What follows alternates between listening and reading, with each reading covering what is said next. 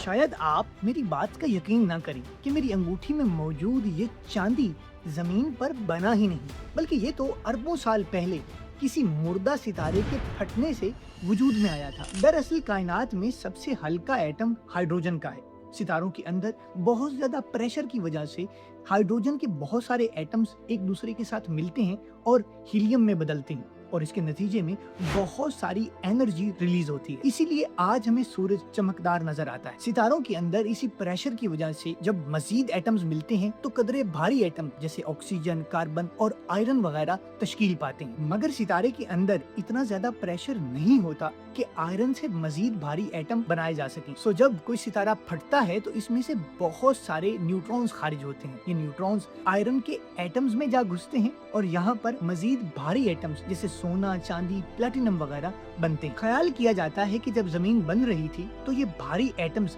शहाबियों के जरिए जमीन की सतह से टकराए, जिन्हें आज हम माइनिंग करके हासिल करते हैं। अगली मर्तबा जब आप सोना या चांदी देखें तो ख्याल कीजिएगा कि ये कोई आम शय नहीं, बल्कि आपके हाथों में किसी मुर्दा सितारे की बाकियात है। तो स्पेस साइंस से जुड़े रहने के लिए फॉलो कीजिए।